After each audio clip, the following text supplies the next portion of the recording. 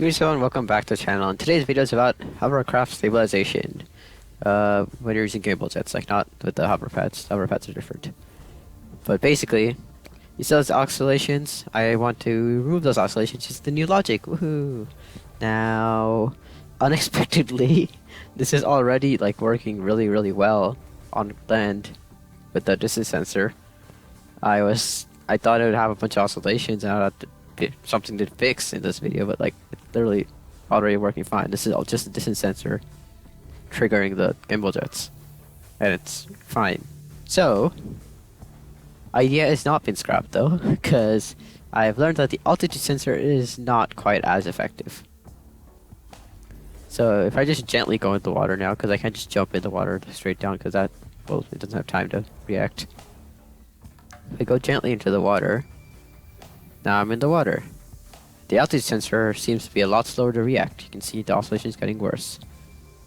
And if you're curious how can you tell? Well, if you just look at the frequency of the altitude sensor turning on or off, then you can tell automatically that it's varying. Yeah, see how much worse it's getting. So we do still have something we can do in this video. Altitude sensors are not quite as effective. So you can see I'm really going up and down. This is with like no waves. With waves it'd be a lot worse. So it's not the end of the world. I can still have something to fix. And we're dipping the water now as well. So I've said so like 50 times by now. What's the plan? Well, I'm going to use some of the new functions blocks and basically sine and cosine. I haven't really tested if this idea works in game at all, but I've made a drawing, so I'm just gonna like put a picture of it right now up on screen. Yeah, that's all I've done. So let's just get started. Basically, I can pick an altitude that I want to hover at. So I've currently set to 2 meters. That's probably fine. I also had 2 meters at the drawing, so that's fine. Then I'm gonna have to first subtract the hover height from it. So I've set to 2 meters, so I'm gonna subtract 2 for that. So I'm gonna do all of that in this little area here. So first things first, let's get an arithmetic gate and subtract 2. So constant 2 and subtract. Great. So this altitude sensor is gonna go into here. We're not going to use this sensor because it already works really well, surprisingly. So there. Subtract 2. What now? Well, now we define the maximum variation between the minimum height and the maximum height. In the picture I drew, I estimated it to be like 0.5 as just hypothetical value. Now, after looking at this, considering that it's like sometimes bobbing almost on the surface of the water, I'm going to put the minimum value as 0 and the maximum value as 4, just twice as much. So instead of multiplying by 2 like I did on the sheet, I'm going to divide by 2. So all the values are between -1 and +1, because we have to do that if we're going to use inverse sine. Which, if you're confused about the new logic a bit, then I did make an explanation video. So you can check that out on the channel right now. Anyways, that aside, so every value this altitude sensor is going to give is going to be between 0 and 4. If it's outside of that, there's not much we can do, but it's 0 anyway, so under 0, that means the system just failed. So we set that into here. This is going to make it so that all the outputted values are between -2 and +2. And that's going to send into here. This is going to make it so that all the outputted values are between -1 and +1. Why those two? Because we're going to use sine. Now this gate I'm going to set to arc sine. So what this gate is doing is it's taking the values of -1 and +1, anything between that, and converting it into the perspective, into degrees basically, from the perspective of sine. So basically, it's like I basically said that the up and down movement of this was a sine function, and I'm converting to degrees, so now I can use the cosine function. So I'm basically converting the sine function of the up and down into a cosine function now. Why cosine function? Because cosine is the derivative of sine, and the way this works is that this cosine function is going to tell the thrusters when to trigger or not. Because basically we don't want the thruster to be triggering every time we're too low until we reach the halfway point, because if we do that, then they're going to still have some momentum, so it's going to like push the thing past the halfway point, creating oscillations up and down, up and down. So what we're doing is we're triggering thrusters just up to the point that's going to reach the halfway point. If we trigger them too much, it's going to go past the halfway point. If we don't trigger them enough, it's not going to reach the halfway point. But if we just trigger them at the right spots to reach the halfway point, then that's what we're trying to do, basically. Now this is not going to work yet, because we have to still configure this sensor to give the values we want. So I'm going to make this just measurement. And I'm going to set this to 2,000 meters. Why 2,000? Because I want it to trigger at whatever value, so it can give me the full values, if that makes sense. It's just basically, this is like the maximum value it triggers at, if I'm not mistaken, because I've set the trigger below. This is the maximum value it triggers at. So right now it's just going to give you the measurement of the actual altitude. Never mind, I did it wrong. No, come back. No, come back. By the way, I don't know what I'm doing. I should tell you right now. This is just a random idea that came in my head. I haven't actually like tried any of this, and I'm not some logic expert. This is a sensor triggering, but as you, why is it outputting? Oh yeah, it's outputting 17. Yeah, so that's what we want. It's outputting 17 right now. So it's gonna, for our system, it's gonna actually output between 0 and 4, because that's when we're hovering above the water. So let me plug everything in and let's see if this works. If it doesn't work, you may notice on my sheet that I put a delay correction. We're gonna have to do that. I'll explain that if we get to that. So this into arcsine, this into function, the cosine, and the cosine into these things. All the input jets. Firstly, this is not working. It's going up. Why is it going up? I don't want you to go up. Oh, because we started too high, probably. Does that make sense? Nope, that also goes up. This is not going to be a fun video, because I don't understand half the things I'm doing. Let me try troubleshooting this. Okay, so this is our issue, I think. This is not outputting what we want. Let me send this signal into a number display so we can see what's outputting. And for now, I'm gonna disable this. Alright, so we're hovering here. I'm gonna set this to output into here, this number display. And it's giving a value of, yeah, that's what we want. It's giving the right values. So if I hover between 4 meters and 0 meters, then yeah, it's giving the right values we want. I'm just manually controlling the thrusters now. Maybe we should set a higher range. Let's go between 0 and 6 meters.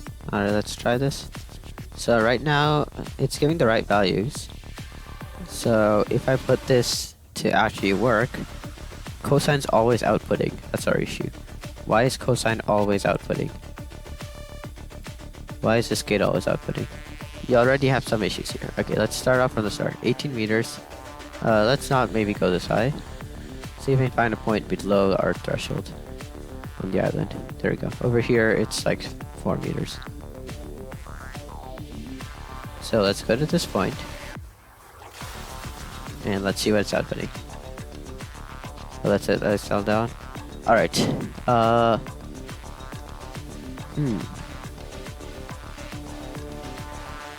What is going on? What? Okay. One by one. It detects 4.25 meters on average. 4.25 minus 2 should be 2.25. Oh no, minus 3, sorry. Minus 3 should be 1.25. Why is it negative 1.25? And then that divided by 3. Why is it getting bigger? I divided by 3. No wonder this doesn't work. What am I doing wrong? I don't know. This goes into here. This gives an output of 4.25. This subtracts 3. Oh. This is not subtracting 3. This is doing 3 minus my answer. So I'm gonna have to multiply the answer this gets by -1. Oh. And then whatever answer this is outputting, this is doing 3 divided by that. I see. That's why it's like 2 point something. Ah. This is weird. Why would you do this? Why would it be 3 divided by that? Why not just 3? Why not just that divided by 3? Why do you have to be weird like this, logic gate? Okay. We're gonna have to make some tiny changes, because this does not work. It's not doing that divided by 3 or that minus 3, it's doing 3 minus that. So 3 minus that, and if we multiply it by -1, then this should give us the answer we want. So we take this gate, this will go into here, this will give us an answer, this will multiply by -1, so this will make our negative answer positive. Or I could just take an absolute value. Let's use the new block, why not? Instead of multiplying by -1. Where's our functions block? We'll take the absolute value. Let's go to abs. Where's my abs? Absolute. There you go. So this is doing 3 minus that. If you multiply by -1, that'll be the same as that minus 3. So that's good. Or just make it positive. Now we have to deal with this. This will go into here. Now this one, we need this to do 1 divided and then put it into another gate like this. And does 1 divided by that, that's going to give me the inverse answer. It's probably a simpler way to do this. Whatever. We're doing it my way. The way I think of in my head. So if you do divide, I do 1. Send this signal into here. So what this is now doing is basically, once it gets here, it's going to give out, let's say 4.25. This is going to do like -1 point something. Because it's 3 minus that. 3 minus 4 is -1. Yeah. And that's going to go into here, which is going to make it +1. That's going to go into here. That's going to be 3 divided by 1.5, let's say. 3 divided by 1.5 would be 2. This is going to do 1 over that. So 1 over 2 is half. Which is the same as doing 1.5 divided by 3. Also half. And then we put that into here. Yes, this should work. This should work. Let's try it. Okay, let's see what values are happening. Alright, 4.25. Now it's -1, but we can make it positive. Yeah, oh wait, I should just plug these gates into here now, because these are the real new gates we're using. So, 4.25, 1.2, yes, and then 0.4, perfect. And then, that's doing 24 degrees, which is making the cosine output 0.91. Is this correct? I don't think so. But let's try anyways. It's going up. It is going straight up. Alright, we're gonna add one more piece just for backup purposes into here. Let me explain. So I'm gonna make so that if it goes above 6 meters, it's just gonna deactivate these. Grab this altitude sensor. I'm gonna plug it into all these, and I'm gonna set this to a value of -1. Because every time this goes above 6 meters, this is gonna output 1. Well, not this. That's the number displayed. This is gonna output 1. So if I set this to -1, they should cancel out every time it goes above 6 meters specifically. So this will make it so that every time it goes above 6 meters, it's gonna stop going up. It's gonna deactivate the thrusters. So we can troubleshoot a bit better, I guess. A lot of this video is just being figuring out how to troubleshoot. Anyways, 6 meters, output -1. Trigger below, relative, not trigger, trigger above, and relative to waves. Because I want to try this with waves after this. where we figure out the problems. Okay. This is just going up. This is worse than before. It's hovering at 6 meters. Okay. We have no success until yet, but I will figure this out.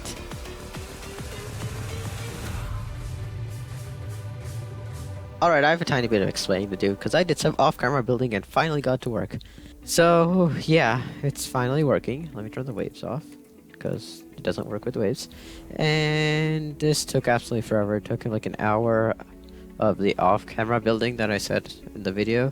And then I took a massive break for a few hours because I was so done with the game. And then I hopped back in for another half hour and finally got it to work.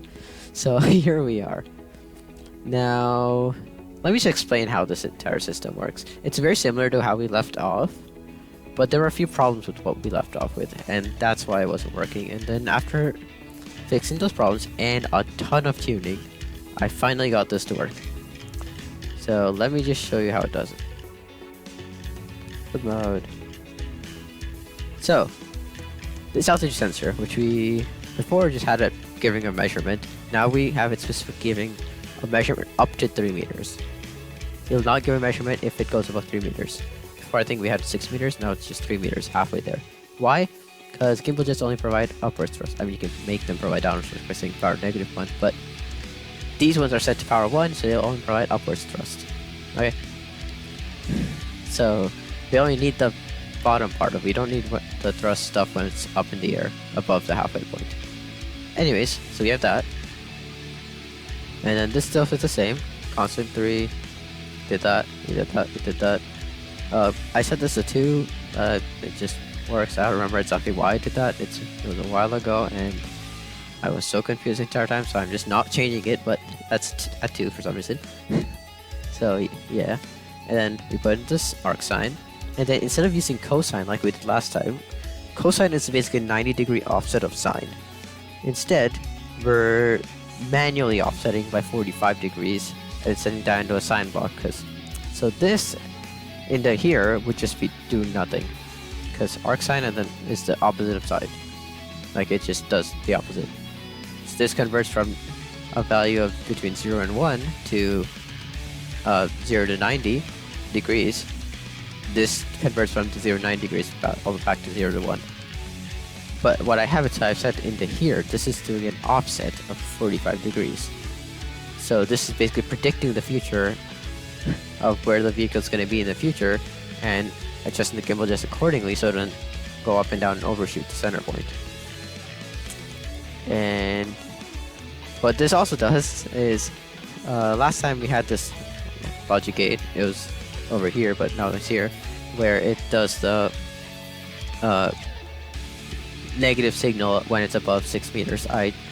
This one's actually above 3 meters and does negative 0.77 to account for the positive signal of 0.77. It's not actually 0.77, it's some other number. It was 0.77 at some point. It changed at some point. I have no idea when, but whatever, we're just rolling with 0.77. It just works. Anyways, so we're ignoring that. And then I have this gate, which is set to an altitude of 2 meters.